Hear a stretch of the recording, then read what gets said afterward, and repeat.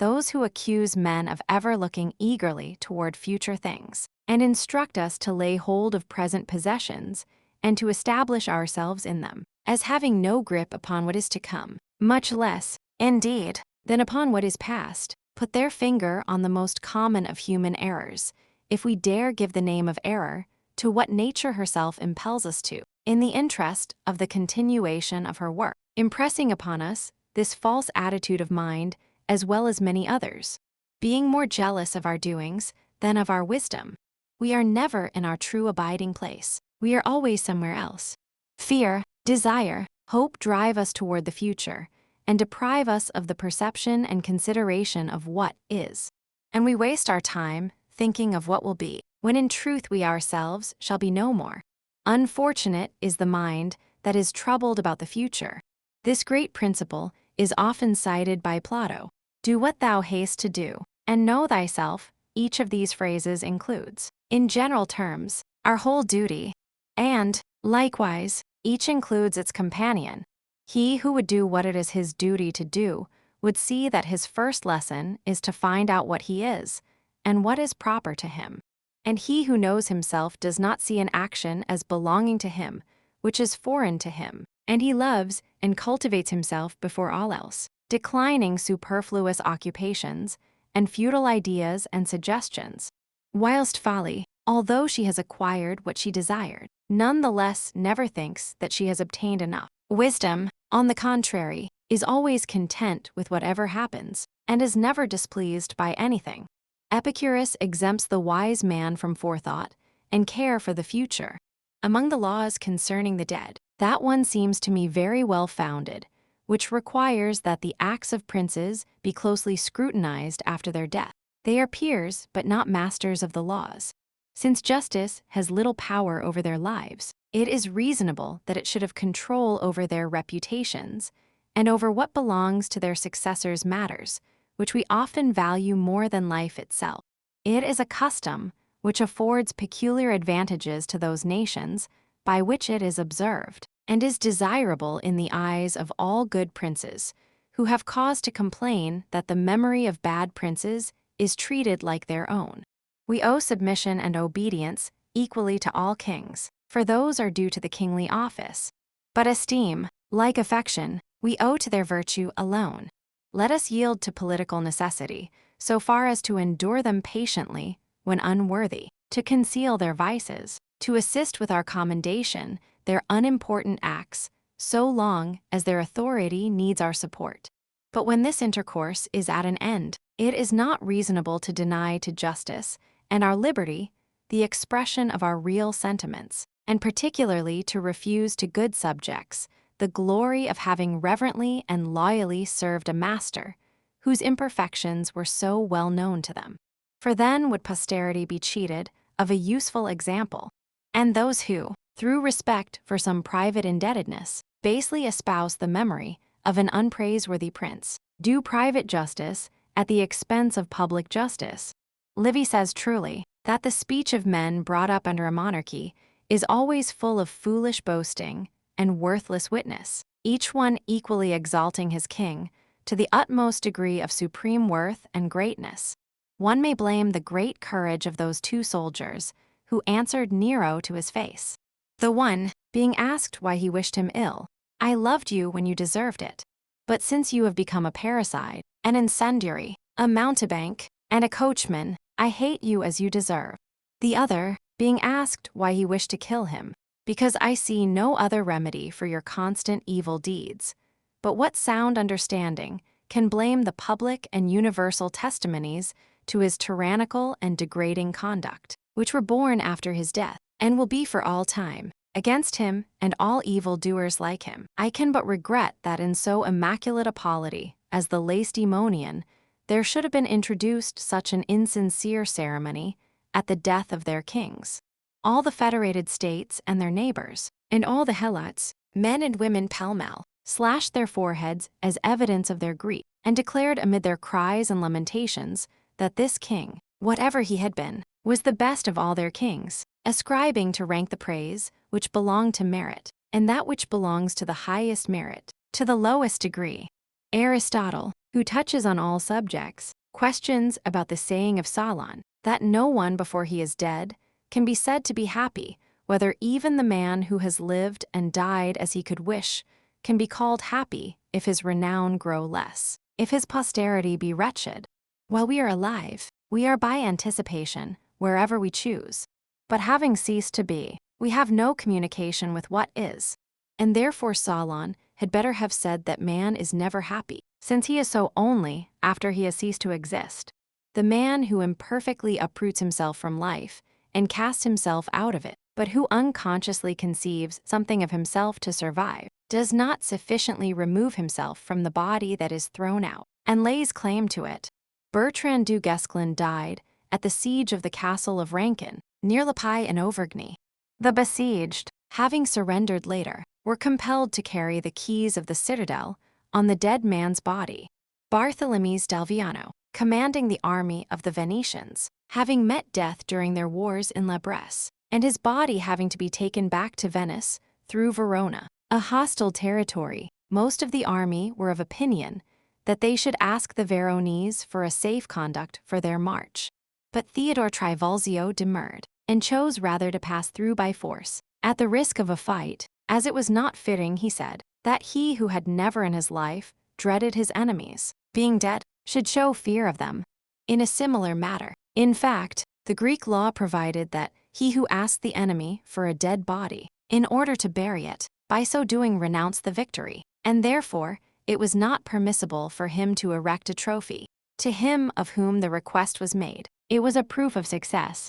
Thus Nicias lost the advantage he had clearly won over the Corinthians. And, on the other hand, Agesilaus confirmed his very questionable victory over the Boeotians.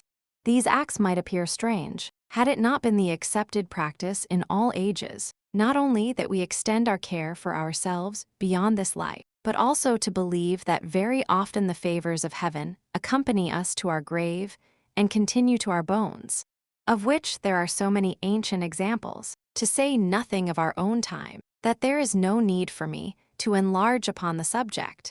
Edward I, King of England, having experienced in the long wars between himself and Robert, King of Scotland, how great an advantage his presence gave to his affairs, having always been victorious in whatever he undertook in person, when he was dying, compelled his son to swear solemnly that, when dead, his body should be boiled in order to separate the flesh from the bones, and the flesh buried.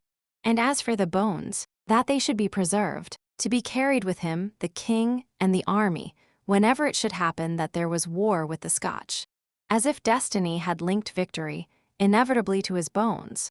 Jean Vischa, who embroiled Bohemia in defense of the heresies of Wycliffe, ordered that his body should be flayed after death, and a drum be made of his skin, to be borne in war with his enemies, believing that it would help to continue the successes he had won in the wars waged by him against them.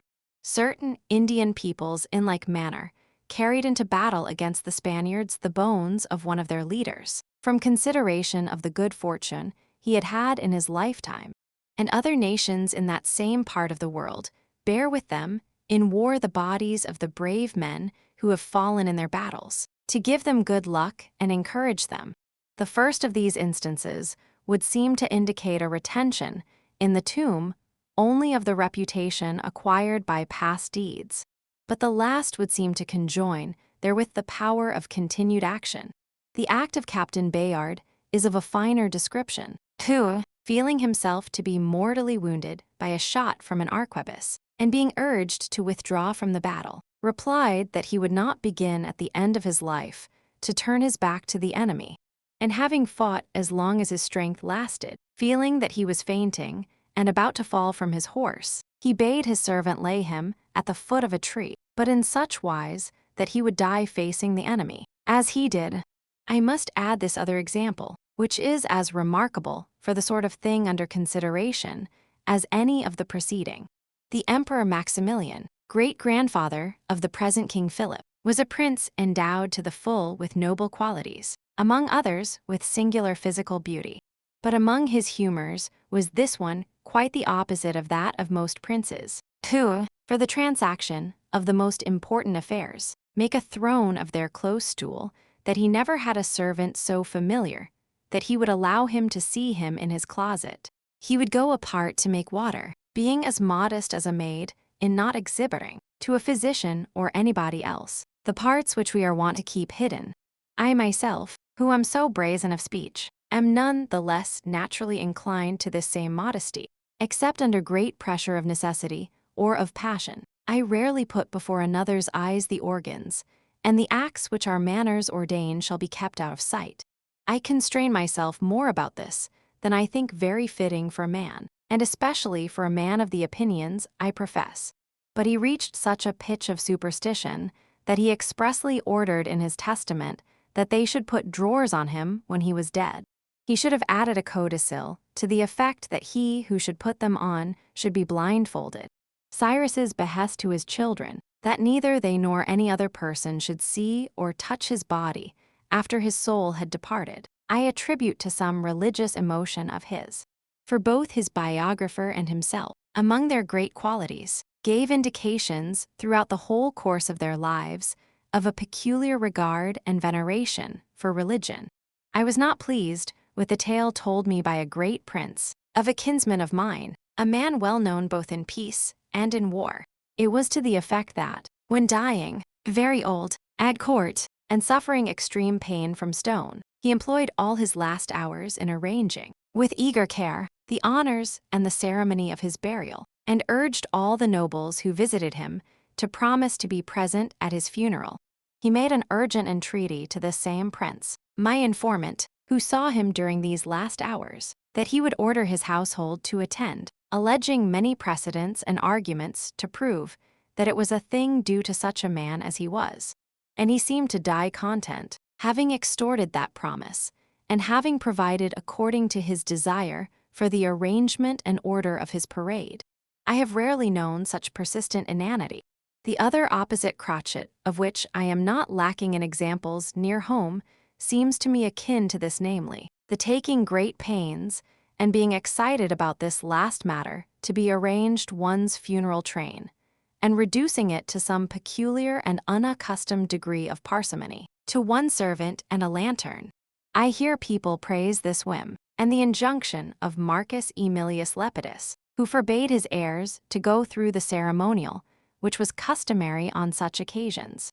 Is it, indeed, moderation and frugality to avoid expense and luxury, the use and knowledge of which are beyond our ken, an easy reform that, and not costly?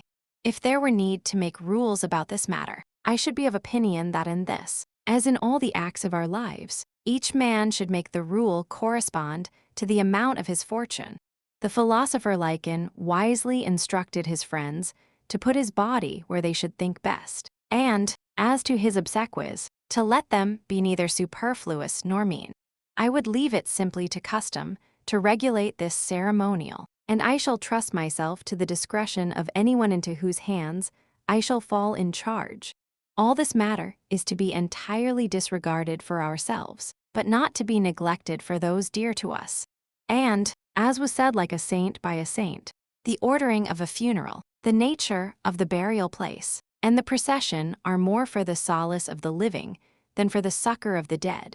Thus, when Crito asked Socrates, in his last hour, how he wished to be buried, Socrates answered, "As you please. If I had to occupy myself more about this, it would seem to me more spirited to imitate those persons who, while living and breathing, entertain themselves about the order and honorableness of their burial, and who take pleasure in seeing in marble their dead features.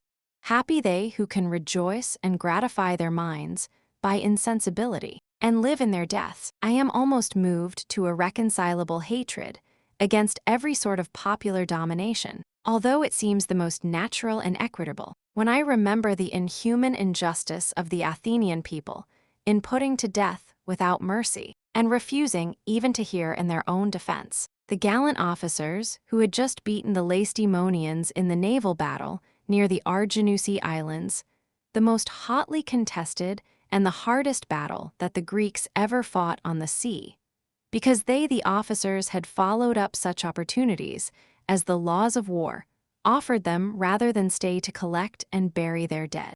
And the behavior of Diomeden makes this punishment the more odious. He was one of the condemned, a man of noteworthy excellence, both military and political.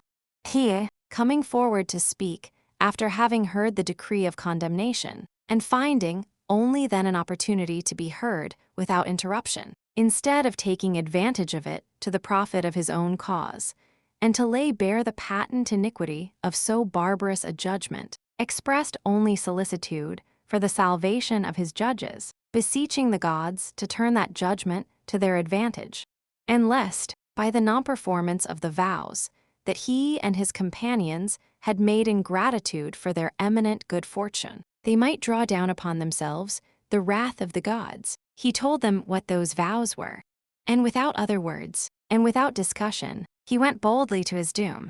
Some years later, fortune punished them with a taste of the same sauce.